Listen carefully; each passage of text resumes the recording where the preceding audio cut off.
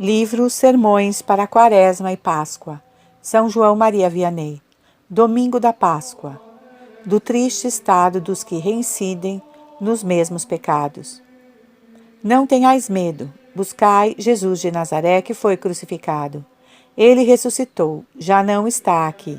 Marcos 16:6.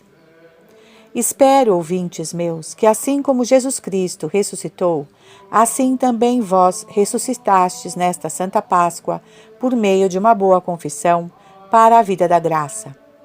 Mas observe o que São Jerônimo diz, a saber, que muitos começam bem, mas poucos são os que perseveram. E o Espírito Santo assegura que aquele que começa a viver bem não é salvo, mas sim aquele que persevera na virtude até o fim. A coroa do paraíso de São Bernardo só é prometida a quem começa, mas só é dada a quem termina bem. Desde que começares, meu irmão, a te entregar a Deus, ouvi as palavras do Espírito Santo. Filho, entrando no serviço de Deus, prepara a tua alma para a tentação. Não pense que as tentações acabaram. Prepare-se para o combate e tenha cuidado para não cair nos pecados que confessou. Porque se retornares a perder a graça de Deus, será difícil recuperá-la. Aqui está o que eu quero demonstrar hoje, a saber, o estado miserável de quem recai, isto é, de quem desgraçadamente reincide após a confissão nos mesmos pecados que confessou anteriormente. 1.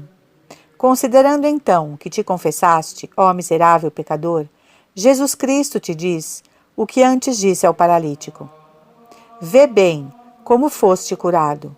Não pequeis doravante para que algo pior não aconteça contigo. Com a confissão que fizeste, tua alma foi limpa, mas ainda não foi salva, porque se voltares ao pecado, a perderás de novo, e o dano que resultará da recaída será muito maior do que o da queda.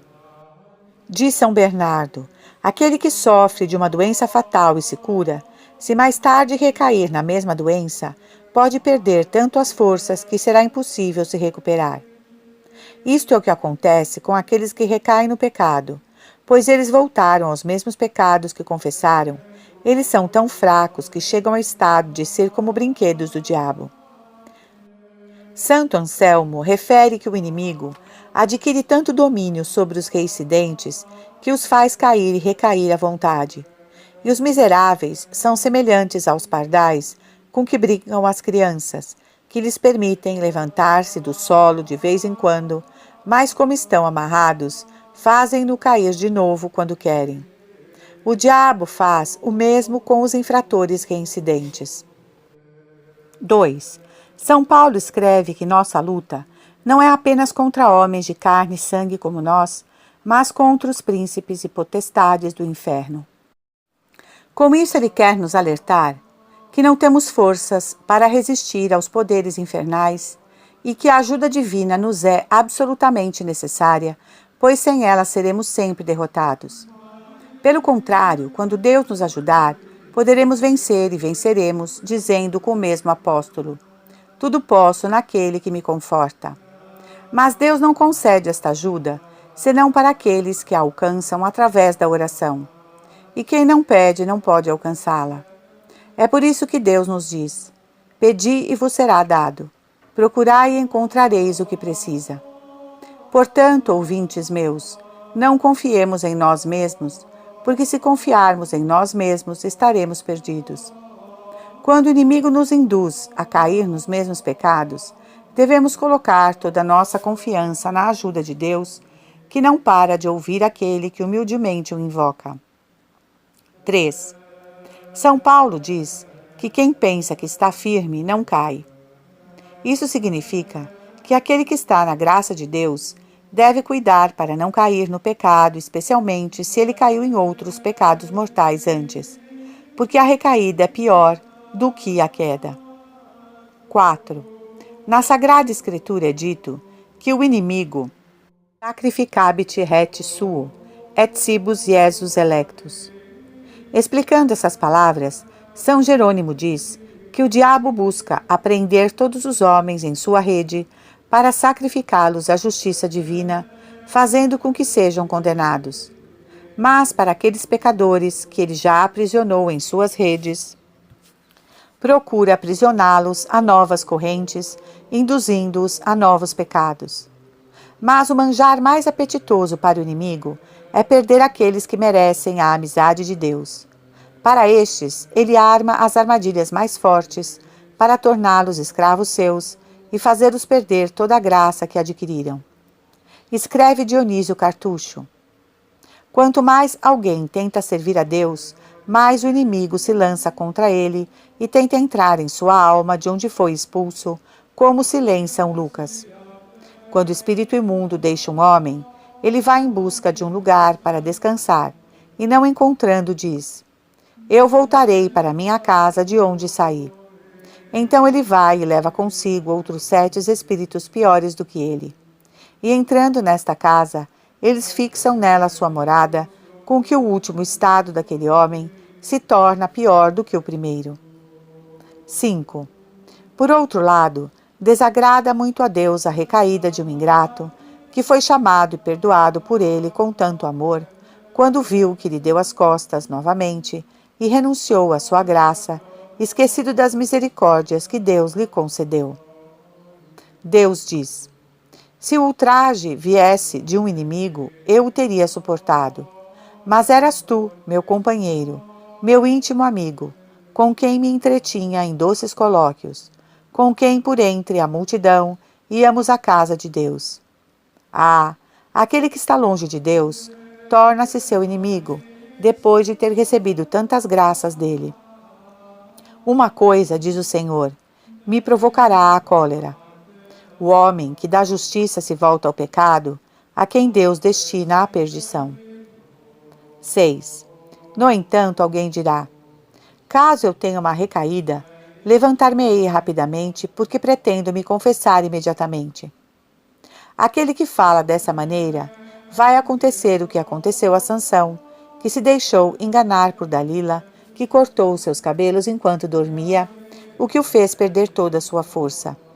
Depois que ele acordou, disse: sairei como antes e conseguirei me libertar, ignorando, como acrescenta a Escritura, que o Senhor o havia abandonado.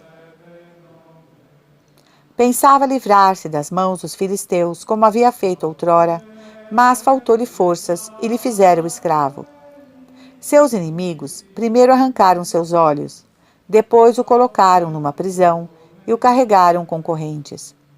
Da mesma forma, perde a força para resistir às tentações o pecador após sua recaída, porque o Senhor o abandona e o priva de sua ajuda eficaz, necessária para resistir ao inimigo, e assim deixa o infeliz cego, abandonado às suas faltas. 7.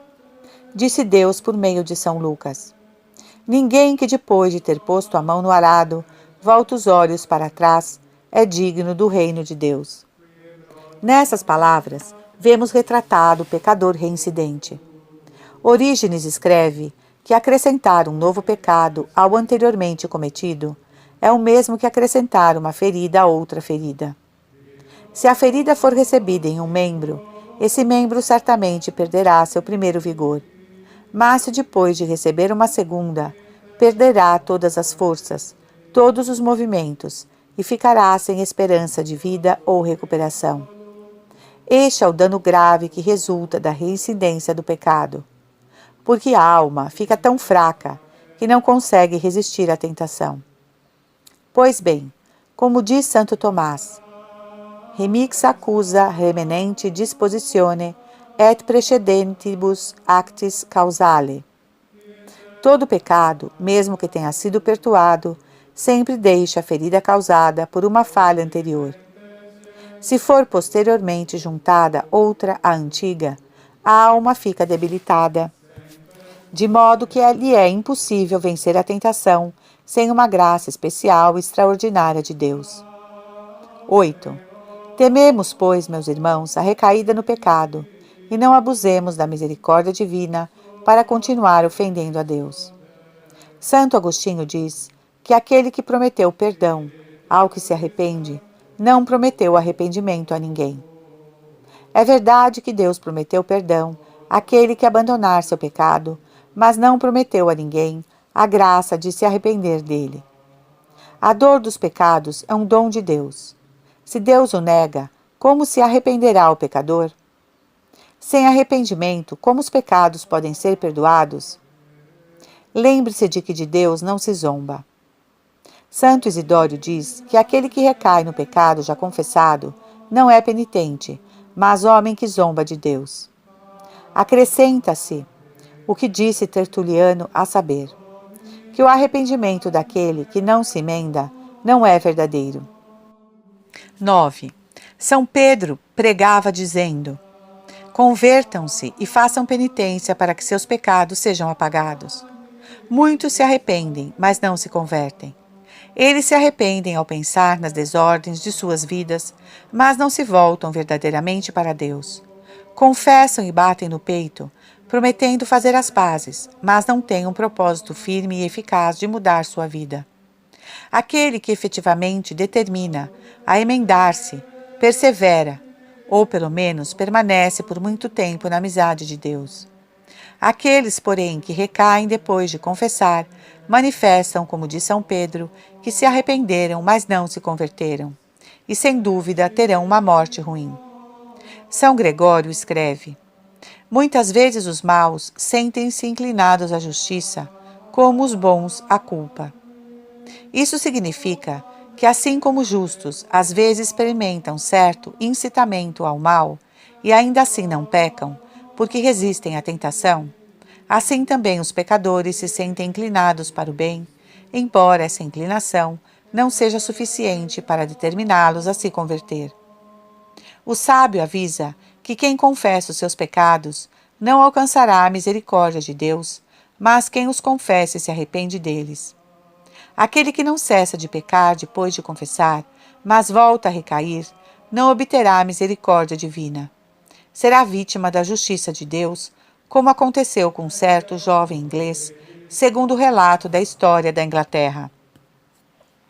Este jovem repetia seu vício desonesto e, embora confessasse sempre, recaía novamente. A hora de sua morte finalmente chegou. Confessou novamente, parecia que ele morreu com sinais de verdadeiro pesar. Enquanto o piedoso sacerdote celebrava o santo sacrifício da missa para o bem de sua alma, o infeliz jovem apareceu a ele e disse-lhe que havia sido condenado, acrescentando também que, tendo tido um pensamento errado na hora da morte, sentiu-se movido a consentir com ele, quase à força, e ele consentiu como era costume. Por isso ele havia perdido a sua alma. 10. Como não pode haver remédio para o pecador que repete os mesmos pecados? Não digo isso, mas digo o que dizem os médicos, a saber, que grandes remédios são necessários para grandes enfermidades. A pessoa que está acostumada à apostasia deve fazer grandes esforços para retornar ao caminho da salvação, se quiser salvar a si mesma. Pois, como diz São Mateus, o reino dos céus é alcançado à força, e só aqueles que forçam a si próprios o conquistam. Aquele que costuma recair deve violentar-se, principalmente quando começa a trilhar o caminho de sua nova vida, a fim de arrancar os maus hábitos que adquiriu e contrair outros bons em lugar, porque os bons hábitos tornarão a obediência aos preceitos divinos mais fácil e até mesmo agradável. Em confirmação disso, o Senhor revelou a Santa Brígida que os homens que sofrem com fortaleza as primeiras feridas que sentem, quando nos opomos a tudo que lisonjeia nossos sentidos e evitamos as ocasiões de pecado e conversas perigosas, aqueles espinhos da carne se transformam pouco a pouco em rosas, ou seja, em um prazer delicioso que inunda nossos sentidos, nossa alma e nossas potências. 11. Mas para praticar este conselho e levar uma vida ordenada, é necessário tomar os cuidados necessários, caso contrário não poderemos avançar. Pela manhã, ao nos levantarmos, devemos dirigir a Deus ação de graças e atos de caridade, oferecer-lhe todas as obras daquele dia e, sobretudo, renovar o propósito de não ofendê-lo, rogando a Jesus Cristo e a sua Santíssima Mãe que nos proteja do pecado. Então devemos fazer nossa oração e assistir o santo sacrifício da missa. Depois, no resto do dia, façamos exercícios espirituais com o livro devoto e visitemos o Santíssimo Sacramento. À tarde, finalmente rezemos o rosário e façamos o exame de consciência, detestando de coração a culpa dos pecados que tenhamos cometido naquele dia. Também é uma prática respeitável fazer exercícios espirituais todos os anos no templo ou em sua própria casa diante de uma devota imagem de Jesus Cristo crucificado. Devemos honrar todos os dias a Mãe de Deus por meio de oração particular e jejuando em sua homenagem todos os sábados. A Santíssima Virgem é chamada Mãe da Perseverança e promete concedê-la aos seus devotos, como diz o Eclesiástico: aqueles que me seguirem não pecarão. Acima de tudo, é necessário pedir a Deus e à mais pura Virgem Maria o dom da perseverança na virtude, desde que nos levantamos pela manhã, e ainda mais especialmente quando nos encontramos confrontados por alguma tentação. Devemos então invocar os nomes de Jesus e Maria enquanto durar a tentação e agradecer-lhes pela vitória depois de alcançada. Feliz o cristão que pratique todas essas coisas e apareça desta forma diante de Jesus Cristo quando o dia de seu julgamento particular chegar. Meditação para o domingo da ressurreição do Senhor. Este é o dia que fez o Senhor. Regozijemo-nos e alegremo-nos nele. Salmo 117, 24. 1. O grande mistério que em todo o tempo pascal, e especialmente no dia de hoje, deve ocupar as almas amantes de Deus e enchê-las de dulcíssima esperança, é a felicidade de Jesus ressuscitado. Já meditamos que Jesus, no tempo de sua paixão, perdeu inteiramente as 4 espécies de bens que o homem pode possuir na terra. Perdeu os vestidos até a extrema nudez. Perdeu a reputação pelos desprezos mais abomináveis. Perdeu a florescente saúde pelos maus tratos. Perdeu finalmente a vida preciosíssima pela morte mais horrível que se pode imaginar. Agora, porém, saindo vivo do fundo do sepulcro, recebe com lucro abundantíssimo tudo quanto perdeu. O que era pobre, ei-lo feito riquíssimo, e senhor de toda a terra. O que a si próprio se chamava verme e opróbrio dos homens, ei-lo coroado de glória, assentado à direita do Pai. O que pouco antes era homem das dores e provado nos sofrimentos, ei-lo dotado de nova força e de uma vida imortal e impassível. Finalmente, o que tinha sido morto do modo mais horrível, ei-lo ressuscitado pela sua própria virtude, dotado de sutileza, de agilidade, de clareza, feito as primícias de todos os que dormem, com a esperança de ressuscitarem, também um dia a imitação de Cristo. Detenhamo-nos aqui para tributar a nosso chefe divino as devidas homenagens. Façamos um ato de fé viva na sua ressurreição e cheguemo-nos a ele para beijarmos em espírito os sinais de suas 5 chagas glorificadas. Alegremo-nos com ele por ter saído do sepulcro, vencedor da morte e do inferno, e digamos com todos os santos: o Cordeiro que foi imolado por nós é digno de receber o poder, a divindade, a sabedoria, a fortaleza, a honra, a glória e a bênção. 2. Regozijemo-nos com Jesus Cristo, mas regozijemo-nos também por nós mesmos, porquanto a sua ressurreição é o penhor e a norma da nossa, se ao menos, como diz São Paulo, morrermos primeiro interiormente ao afeto das coisas terrestres. Se morrermos com ele também viveremos. Ó doce esperança! Virá a hora em que os mortos ouvirão a voz do Filho de Deus, e então, pelo poder divino, retomaremos o mesmo corpo que agora temos, mas formoso e resplandecente como o sol. Nós também ressuscitaremos. A esperança da futura ressurreição é o que consolava o santo Jó no tempo de sua provação. Eu sei, disse ele, e nós digamos o mesmo no meio das cruzes e tribulações da vida presente. Eu sei que o meu Redentor vive e que no derradeiro dia surgirei da terra. e serei novamente revestido de minha pele, e na minha própria carne verei a Deus. Esta minha esperança está depositada no meu peito.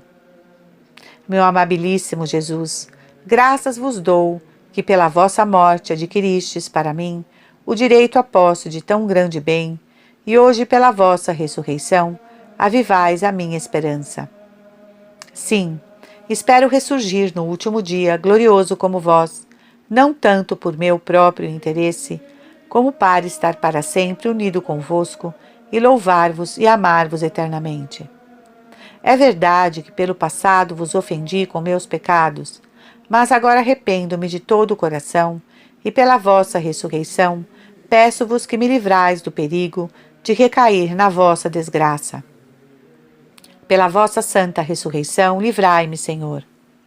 E vós, eterno Pai, que no dia presente nos abristes a entrada da eternidade bem-aventurada, pelo triunfo que vosso unigênito alcançou sobre a morte, aumentai com vosso auxílio os desejos que a vossa inspiração nos instila. Fazei-o pelo amor do mesmo Jesus Cristo e de Maria Santíssima.